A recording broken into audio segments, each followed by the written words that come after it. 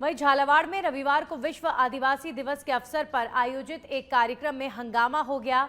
ये कार्यक्रम बांसवाड़ा डूंगरपुर सांसद राजकुमार रोत के नेतृत्व में आयोजित हुआ था, जिसमें पूर्व छात्र संघ अध्यक्ष अरविंद भील और राजकुमार रोत के समर्थक आपस में भिड़ गए, जिसके बाद माहौल तनावपूर्ण हो गया। बताया जा रहा है कि राजकुमार रोत के स्वागत के समय समर्थकों ने भगवा झंडों से उनका स्वागत किया। पूर्व छात्र संघ अध्यक्ष अरविंद भील और उनके समर्थकों ने भगवा झंडों को लेकर आपत्ति जताई।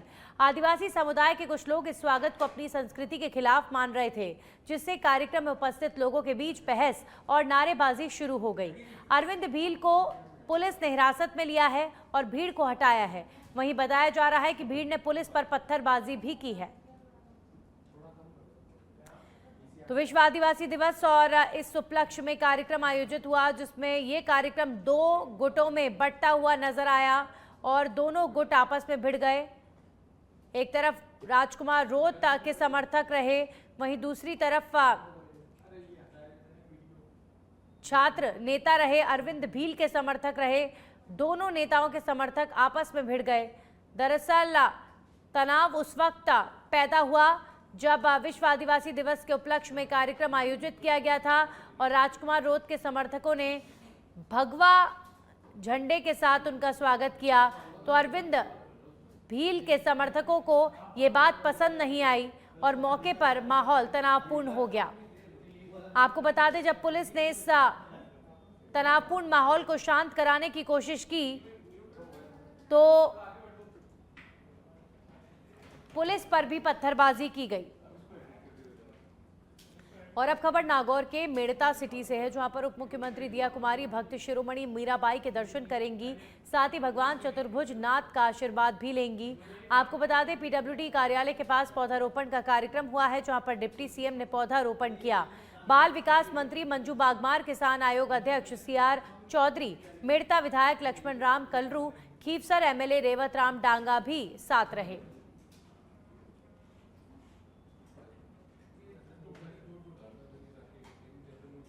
वहीं सिरोही से बड़ी खबर, नदी की रपट पर बनी फिसलन में फिसली मिनी बस। पर्यटकों से भरी मिनी बस फिसलकर रपट से नीचे उतर गई। गनीमत रही कि किसी को कोई चोट नहीं लगी है। मिनी बस में सवार थे करीब 2 दर्जन यात्री।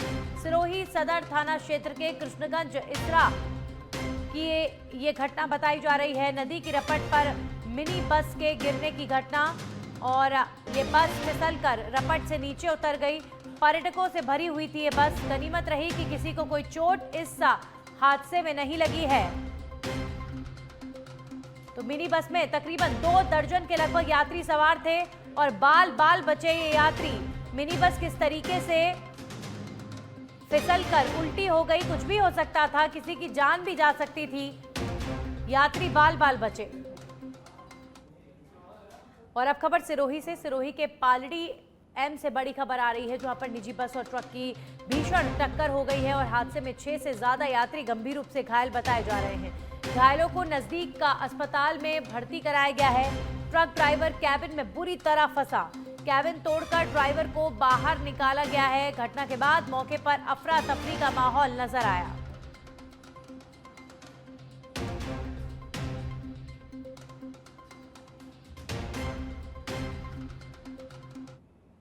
वहीं सिरोही के आबू रोड से खबर है, जहां पर जोधपुर रेंज आईजी और एसपी के निर्देश पर अलर्ट मोड पर दिखी शहर की पुलिस। एरिया डोमिनेशन अभियान के तहत पुलिस ने सख्त नाकेबंदी की है। शहर थाना क्षेत्र के रेवतर मानपुर मार्ग पर नाकेबंदी की गई है। हथियारबंद जवानों के साथ चलाया गया सघन चेकिंग अभियान। नाकेबंदी के दौरान आने जाने वाले वाहनों की तलाशी ली गई है। पुलिस ने 6 गिरफ्तारी वारंटी, 2 लोकल और एक स्पेशल एक्ट में कार्रवाई की है। पुलिस ने शराब पीकर वाहन चलाने और उत्पात मचाने वाले वाहनों पर कार्रवाई करते हुए उन्हें जब्त किया है। यातायात नियमों का उल्लंघन करने पर भी प्रभावी कार्रवाई की गई है।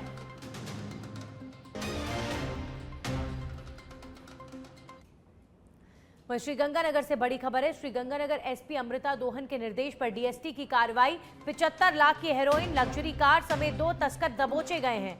पंजाब के हरिके से लाए श्रीगंगानगर में करने वाले हेरोइन सप्लाई। डीएसटी और जवाहर नगर थाना पुलिस की संयुक्त कार्रवाई। डीएसटी प्रभारी रामविलास बिश्नोई तस्कर से पूछताछ कर रहे हैं। डीएसटी के अश्विनी और प्रमोद की कार्रवाई में अहम भूमिका इस कार्रवाई में रही है। तो पंजाब से लाई गई हेरोइन राजस्थान में सप्लाई की जा रही थी।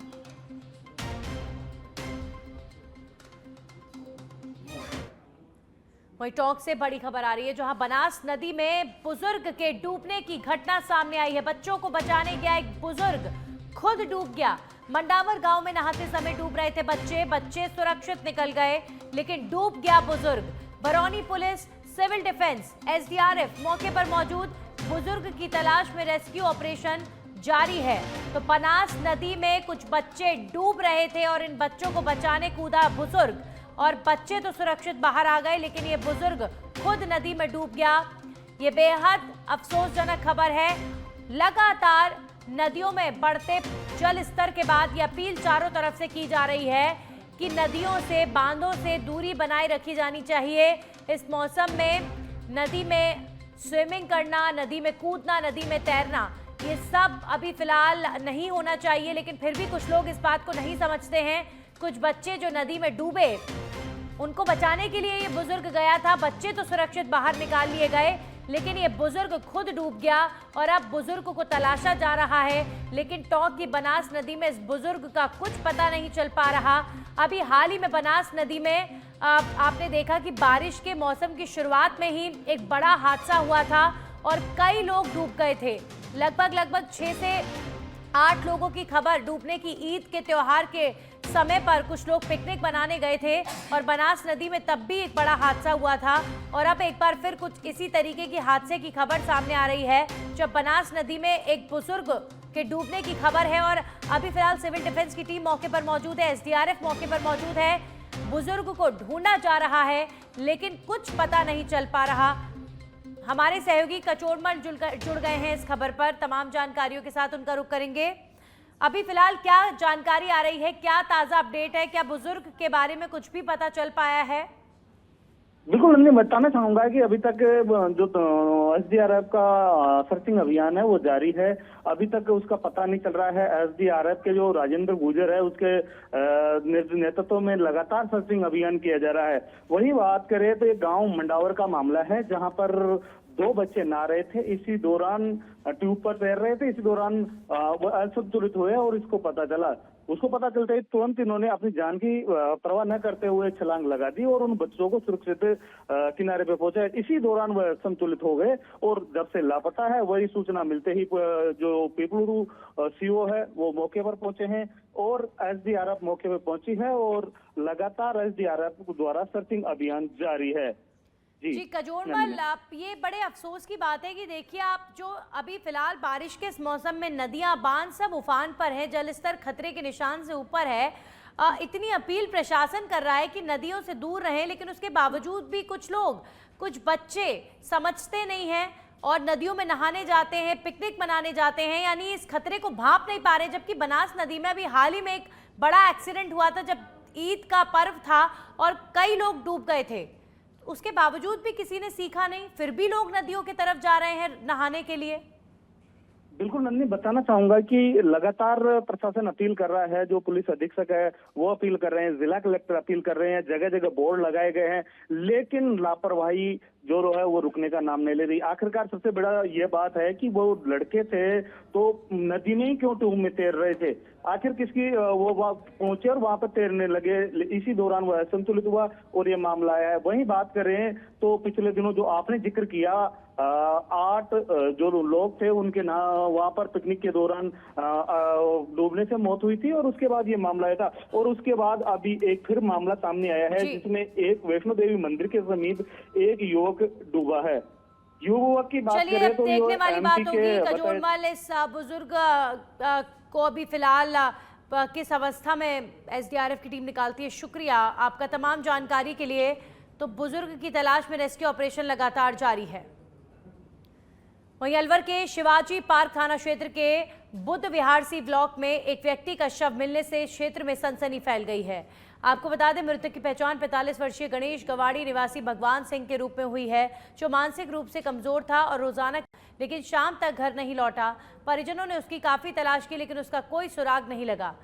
रविवार सुबह पुलिस को सी ब्लॉक क्षेत्र में एक शव मिलने की सूचना मिली, जिसके बाद शिवाजी पार्क थाना पुलिस मौके पर पहुंची और इसके बाद पुलिस ने शव को सामान्य चिकित्सालय की मोर्चरी में भिजवाया है। फिलहाल मौत के कारणों का खुलासा नहीं हुआ है। कल सुबह निकले थे घर से, अब रात को आए नहीं, सुबह पुलिस वाले आए थे कि डेड बॉडी मिली है, मानसिक रूप से बीमार है ये। कहाँ मिली डेड बॉडी? ये बुध विहार सी ब्लॉक में। काम वाम क्या करते थे? काम कुछ नहीं, वैसे ही घूमते फिरते हैं। वहीं बांसवाड़ा जिले ओधार जी का पाड़ा गांव में एक दंपति जोड़े की संदिग्ध परिस्थितियों में मौत हो गई। बंद कमरे में पति पत्नी के शव मिलने से इलाके में सनसनी फैल गई है। मृतकों की पहचान सुगना और उसके पति सूरज के रूप में हुई है। परिजनों के अनुसार महिला ने पहले जहरीला पदार्थ खा लिया, जिसे देख पति ने खुद को फांसी के फंदे में लटका लिया। सूचना मिलने पर सदर थाना पुलिस मौके पर पहुंची, जहां पर महिला का शव जमीन पर पड़ा था, जबकि पति फंदे से लटका मिला। दोनों शवों को जिला अस्पताल की मोर्चरी में रखवाया गया है। पुलिस पूरे मामले की गंभीरता से जांच कर रही है। घटना के कारणों का फिलहाल पता नहीं चल पाया है। ये सुबह सूचना मिली थी कि सूरज पिता किल्ला निवासी ओदार जी का पाड़ला और उसकी पत्नी सुगना घर में अवस्था में है। सूचना पे घर पे पहुंचे तो सुगना की लाश खाट के पास नीचे थी और सूरज लटका हुआ था। अभी दोनों को अस्पताल लाए, पीएम करवाया जा रहा है। जयपुर से ये खबर है, जहां पर शिक्षा विभाग से जुड़ी हुई ये खबर आ रही है। शिक्षा विभाग की ओर से किए गए प्रिंसिपल के ट्रांसफर, विभाग ने जारी की तबादला सूची। 509 प्रिंसिपल्स की तबादला सूची जारी की गई है। शिक्षा विभाग ने 53 पेजों की ये लिस्ट जारी की है।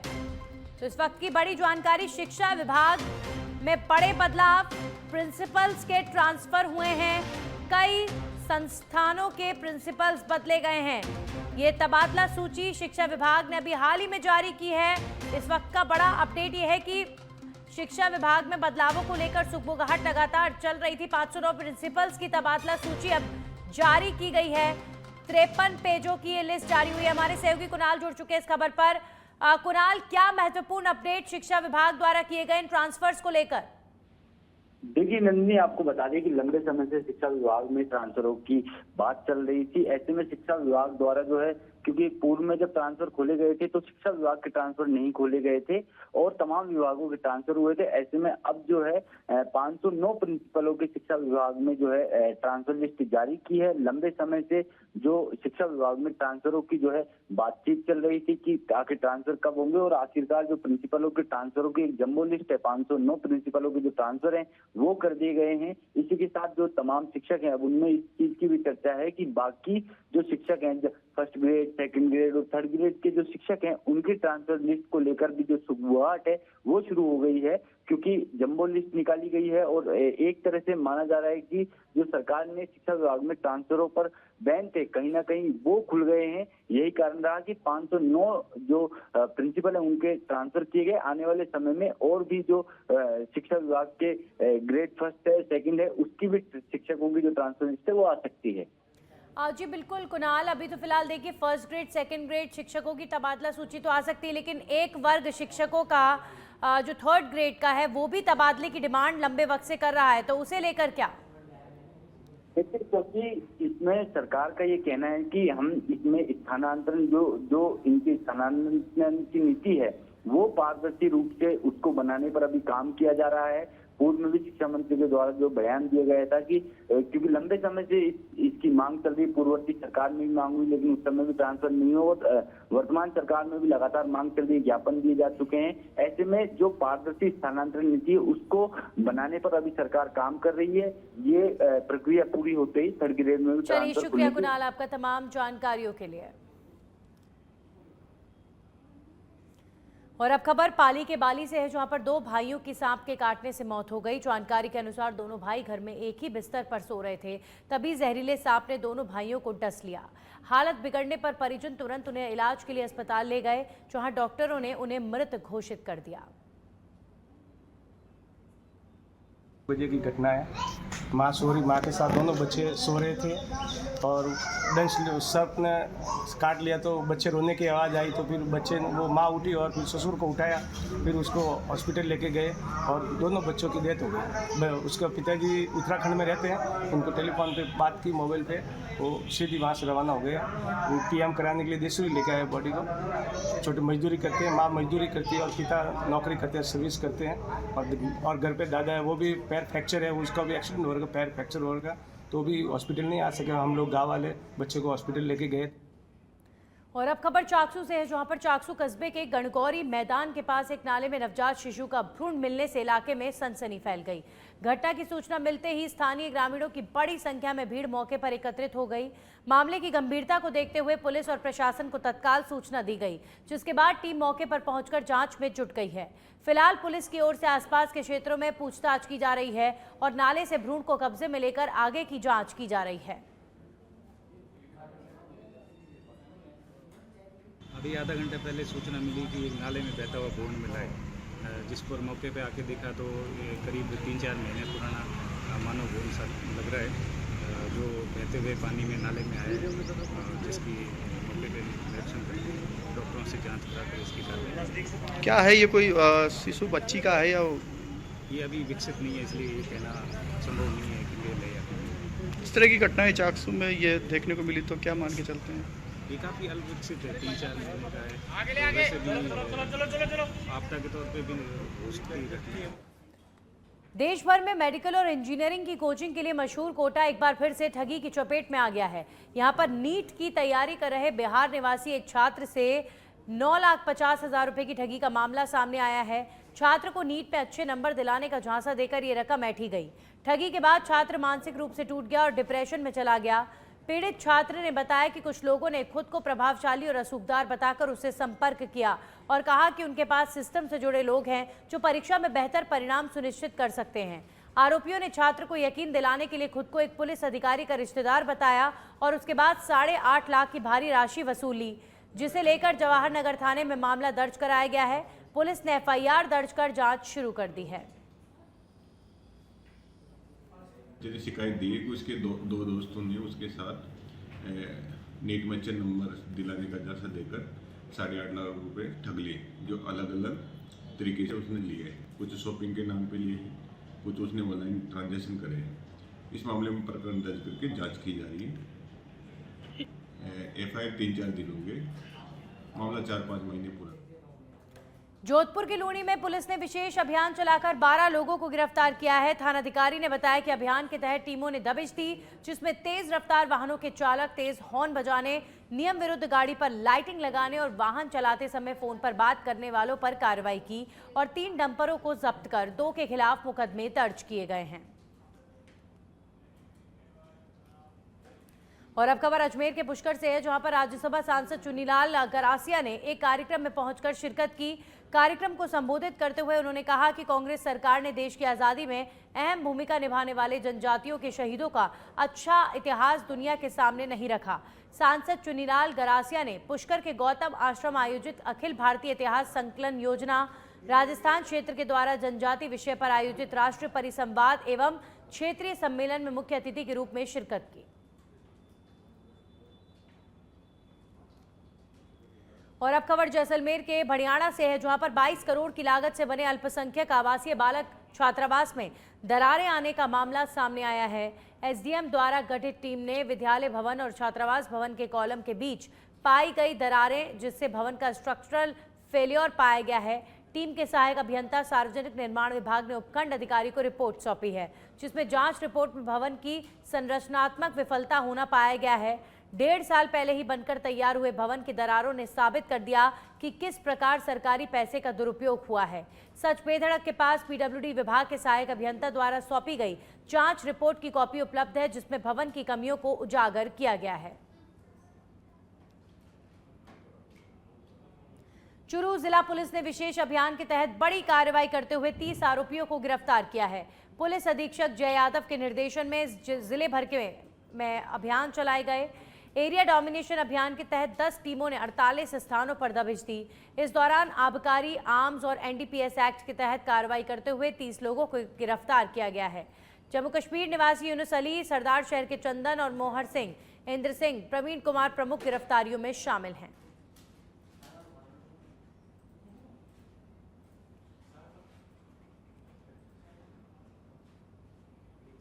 कोटा शहर में बढ़ती वाहन चोरी की घटनाओं पर सख्ती दिखाते हुए पुलिस अधीक्षक तेजस्विनी गौतम के निर्देशन में रेलवे कॉलोनी थाना पुलिस ने एक अंतर्राज्यीय वाहन चोर गिरोह का भांडाफोड़ किया है।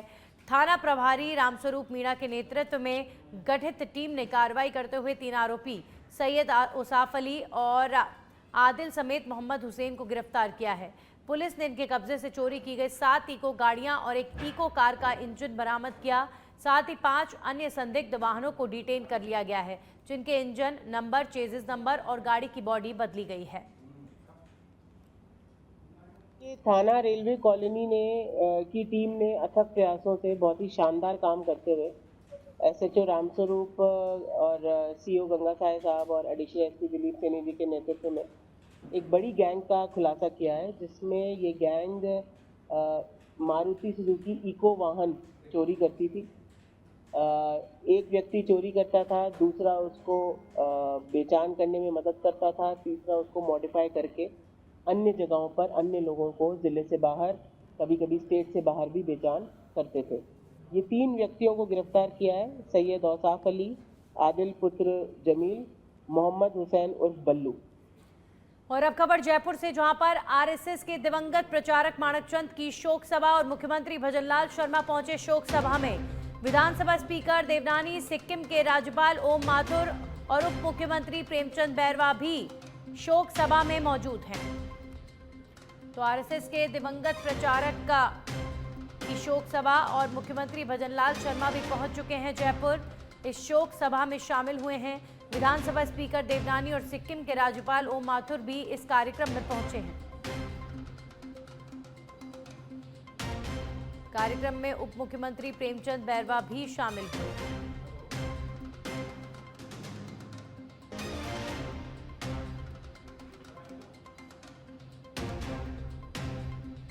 तो आरएसएस के दिवंगत प्रचारक माणकचंद की शोक सभा, और ये शोक सभा आयोजित की गई है। वरिष्ठ प्रचारक रहे हैं माणकचंद। अब खबरों में आगे बढ़ेंगे और बात करेंगे कपासन में हजरत दीवाना शाह साहब का 84वां सालाना उर्स आज कुल की फातिहा के साथ संपन्न हो गया है। उर्स दरगाह शरीफ में सूफियाना महक बिखेरते हुए संपन्न हुआ। दरगाह के शाही महफिल खाने में रंग की महफिल हुई है, जिसमें देश के कोने कोने से आए 80 से ज़्यादा मशहूर कवालियों ने सूफिया कलाम पेश किया और आखिर में अमीर खुसरो की रचना रंग ने महफिल को चरम पर पहुंचाया। इस मौके पर देश दुनिया में अमन और शांति की दुआ की गई। उर्स में राजस्थान वक्फ बोर्ड के चेयरमैन डॉक्टर खानू खान बुधवाली ने पहुंचकर कुल की फातिहा में शिरकत की।